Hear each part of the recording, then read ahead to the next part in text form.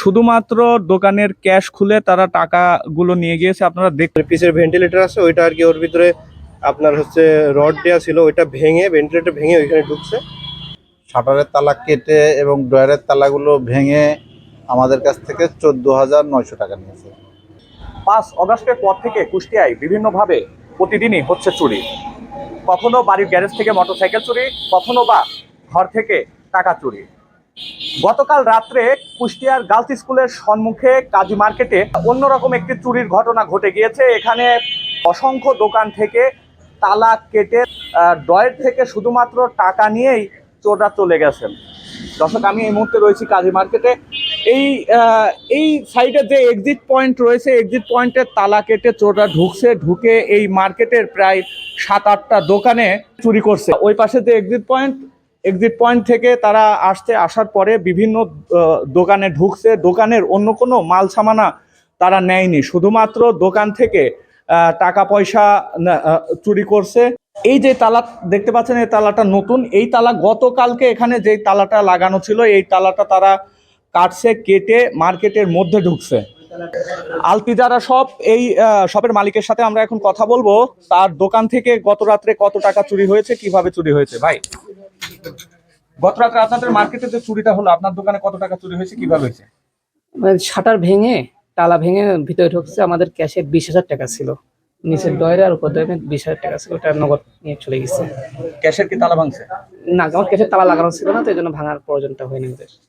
আচ্ছা, যে এই যে চুরিটা হলো, এখানে তো আপনাদের নাইট গার্ড থাকে, অনেক ইয়ে থাকে, কি মানে আপনাদের কি মনে হয় কিভাবে হয়েছে? নাইট গার্ড তো কুমারখালী বিল্ডিং এর সামনে যে চৌকি থাকে ওখানে থাকে, তো উনি তো এখন অস্বীকার করছে যে উনি ছিল, কিন্তু ওনাকে জানে না কিছু, তাই বলতেছে। কুমারখালী বেডিং থেকেও অনেক টাকা নিয়েছে। আমাদের সাথে রয়েছে কুমারখালী বেডিং এর স্বত্বাধিকারী, আমরা তার সাথে কথা বলবো। ভাই, গত রাতে কত টাকা চুরি হয়েছে আপনার দোকানে? গত রাত্রে আমার সাধারণত প্রতিদিনই অনেক টাকা থাকে, কালকে হঠাৎ যে কোনো কারণে টাকা অন্য টাকা সাইড করা ছিল, আমার কাছ থেকে 14,900 টাকা নিয়েছে।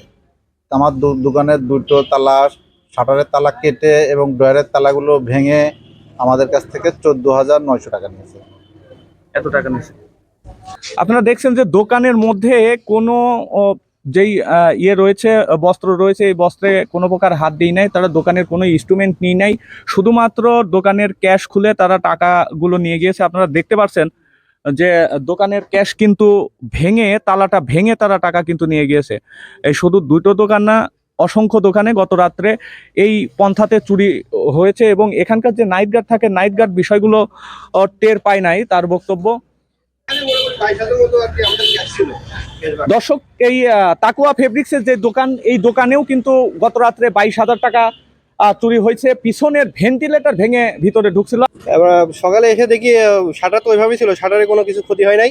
তো শাটার তোলার পরে দেখি আপনার হচ্ছে আমাদের ক্যাশ বাক্স ওইটা হচ্ছে খোলা। তো আমাদের ক্যাশ বাক্স একটা ছিল ভিতরে, ওইখানে একটা ছিল, ওইটাও দিকে দেখি ওইটাও খোলা। তো মোটামুটি আমাদের এখানে 22,000 মতো ক্যাশ ছিল। আমাদের পিসের ভেন্টিলেটর আছে ওইটা আর কি, ওর ভিতরে আপনার হচ্ছে রড দেওয়া ছিল, ওইটা ভেঙে ভেন্টিলেটর ভেঙে ওইখানে ঢুকছে। তো আমাদের ক্যাশগুলো যা ছিল সবই আর কি আমাদের এখানে যে ঢুকছে আর কি, জায়গা তো ছোট, ওই ম্যাক্সিমাম 14 বছর বয়স হবে এরকম একজন ঢুকছে আর কি। হ্যাঁ, পায়ের ছাপ আছে, ছোট সাইজ, দেখলে বোঝা যায় যে 12 থেকে 14 বছর বয়স হবে। হ্যাঁ, একসাথে যেহেতু এখানে আশেপাশে আরো 6 থেকে 7টা দোকান চুরি হয়েছে এট এ টাইম, এটা করা আসলে 1-2 জনের পক্ষে তো সম্ভব না। তো মোটামুটি এটা একটা গ্যাং হিসাবে কাজ করছে এরা। আর এটা প্ল্যানিং অনেক দিনের, আজকে হুট করে আসলো আর চুরি করলো এরকম কিছু না, এরা অনেকদিনই প্ল্যানিং করছে, তারপরে আজকে এক্সিকিউট করছে। আর এখানে বৃহস্পতিবার এবং শনিবারের ক্যাশটা তারা টার্গেট করছে। আর যেহেতু ব্যাংক বন্ধ ছিল, কেউ ক্যাশ রাখতে পারবে না, হয়তো দোকানে থাকবে, তো ওরা আর কি শনিবার রাতে এই কাজটা করছে। শহরের অন্যান্য জায়গায় চুরি বেড়েছে কিনা আপনারা কিছু জানতে পারছেন কিনা? হ্যাঁ, শুনতেছি তো আশেপাশে আরো অনেক জায়গা হইতেছে। তো বিষয়টা আসলে উদ্বেগজনক যে এরকম চুরি হওয়া তো ব্যবসায়ীদের জন্য অনেক ক্ষতির একটা বিষয়। স্বস্তিতে নেই ব্যবসায়ীরা, বাসায় টাকা রেখে শান্তি পাচ্ছে না, দোকানে টাকা রেখে তারা স্বস্তিতে থাকতে পারছে না। দোকান ভেঙে দোকান থেকে টাকা নিয়ে চলে যাচ্ছে। আবার আমজনতা বাসায় মোটরসাইকেল রেখেও স্বস্তিতে থাকতে পারছে না। বিগত 5 তারিখের পর থেকেই কুষ্টিয়াতে বেড়েছে চুরির সংখ্যা। প্রতিদিনই চুরির কোনো না কোনো ঘটনা আমরা শুনতে পাচ্ছি। প্রশাসনের দৃষ্টি আকর্ষণ করছে আমরা, আপনারা হয়তো আর একটু স্ট্রিক্ট হইলে এই চুরিটা কমে আসবে।